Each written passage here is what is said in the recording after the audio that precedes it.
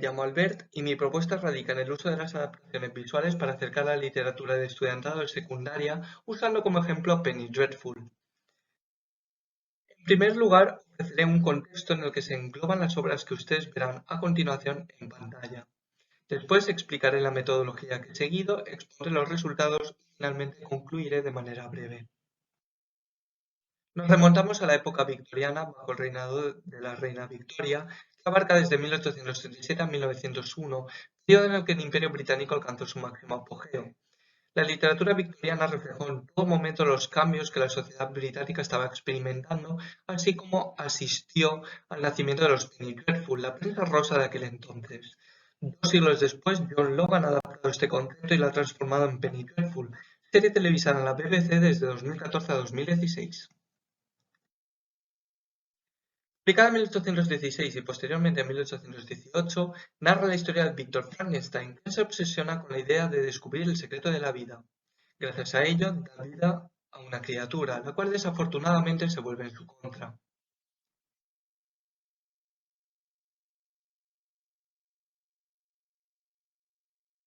Existen diversos personajes en Frankenstein. Por ejemplo, a Víctor se le puede juzgar como humano o como profesional. Como humano, Víctor alcanza sus metas, pero pronto se da por vencido e intenta fallidamente huir. Profesionalmente se le presenta como un científico, aunque Higgins aboga por otros términos como hombre de ciencia. Sea un buen científico o, por el contrario, uno loco, como sostiene Stoica, Víctor demuestra ser un creador cruel que abandona su creación a su suerte.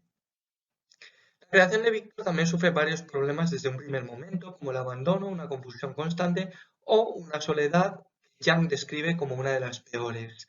Autodidacta, la criatura es finalmente catalogada como monstruosa debido a una serie de actos nocivos que comete. La historia de Elizabeth cambia. En la edición de 1816 es prima de Víctor, mientras que en la del 18 no tiene relación con la familia. Sin embargo, en ambas versiones acaba casada con Víctor. Su importancia, además, es clave en la obra porque reemplaza la figura femenina materna de Víctor. Higgins insistía en usar otros términos debido a diversos factores, entre ellos los métodos que se usaban antaño, los cuales a día de hoy consideraríamos entre poco y nada científicos.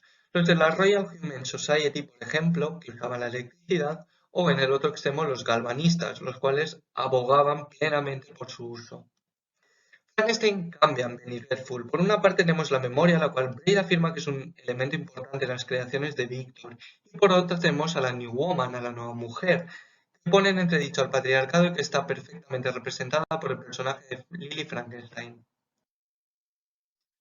Publicada en 1890, narra la historia de Dorian Gray, un joven que se da los placeres de la vida. Dorian maldice su retrato para seguir eternamente siendo joven y bello, pero llegado a cierto momento apuñala el retrato, libera la maldición y muere con su verdadera apariencia. Además de esto, Wilde también explora ideas artísticas y realidades relacionadas con el género y la sexualidad.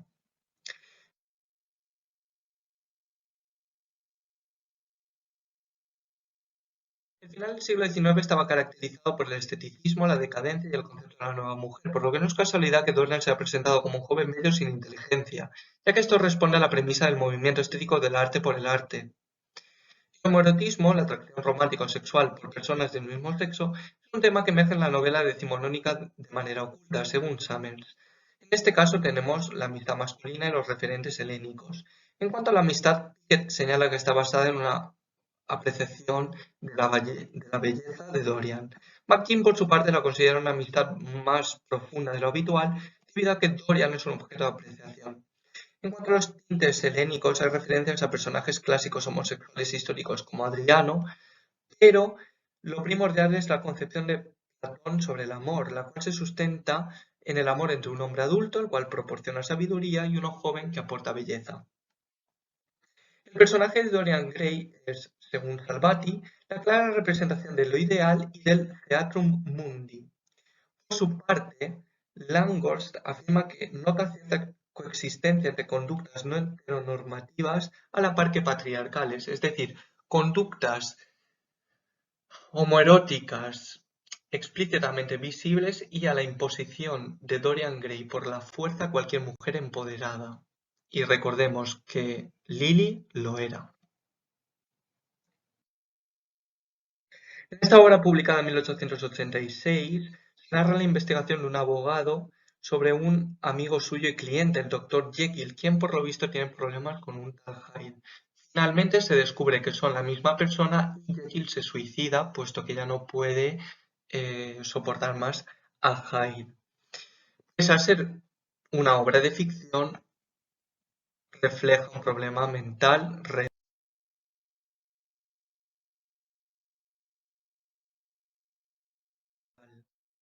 El personaje de Jekyll recuerda a grosso modo al de Frankenstein. De familias adineradas, ambos se obsesionan con una idea que finalmente se vuelve en su contra. En el caso de Jekyll, su fascinación por la teoría de la dualidad humana lo lleva a desarrollar un suero que despierta la parte inconsciente de las personas, en su caso el señor Hyde. Sin embargo, pese a ser dos personajes aparentemente distintos, los dos conforman la misma persona porque uno no puede existir sin el otro.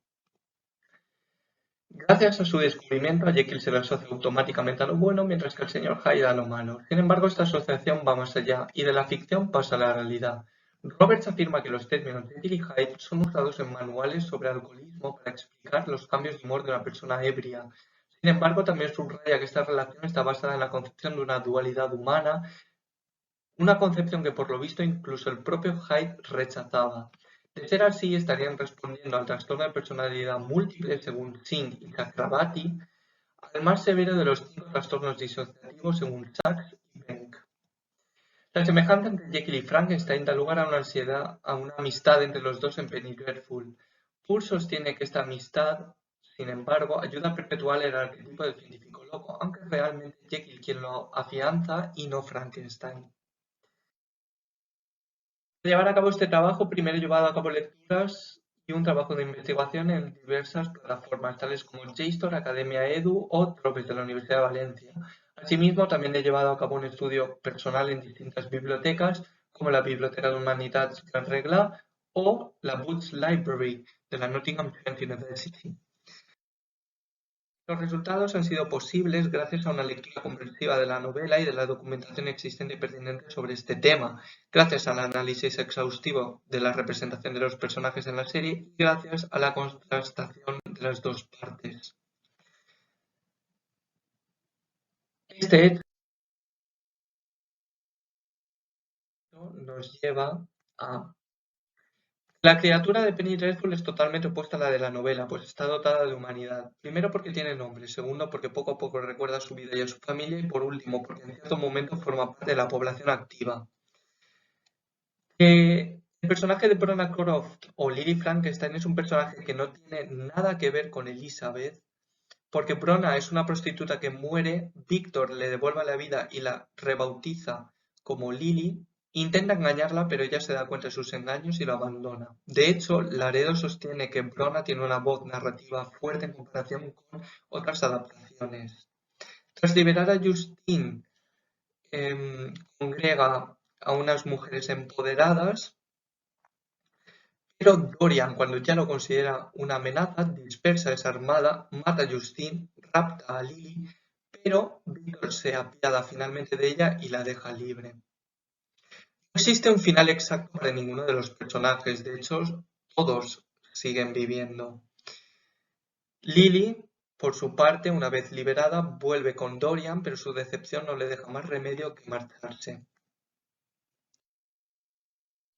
En cuanto a Dorian Gray, dado que la serie no presenta ningún Basil ni ningún Lord Henry, recurre a lo explícito, así que el homoerotismo pasa a ser visible primero mediante su encuentro sexual con Nathan Chandler, pero también mediante su relación con Angelique, una prostituta transgénero, la cual mata en una fiesta cuando reconoce a Lily.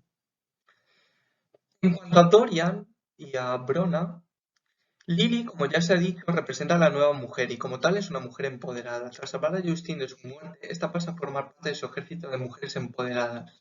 Dorian, pese a que al principio no le daba demasiada importancia, cuando lo considera una amenaza, toma cartas en el asunto.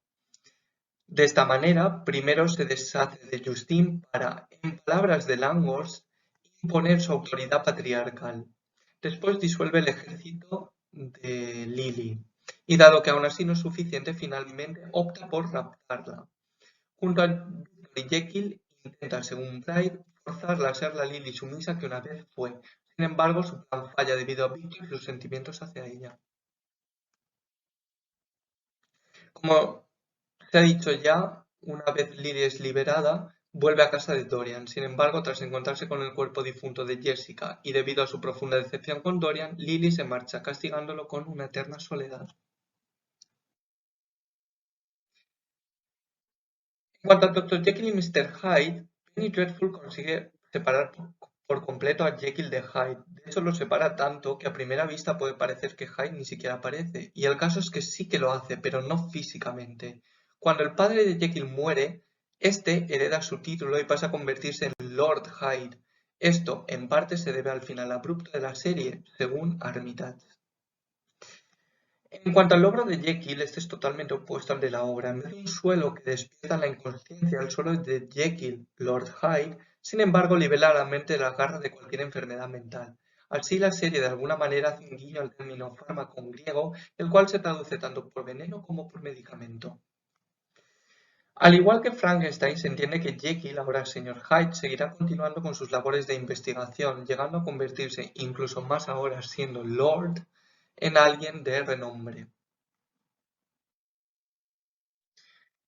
Con todo esto, podemos concluir diciendo que, por una parte, la representación de Frankenstein en la serie otorga vital importancia a la memoria. Del mismo modo, visibiliza el feminismo y pone en entredicho, una vez más, al patriarcado.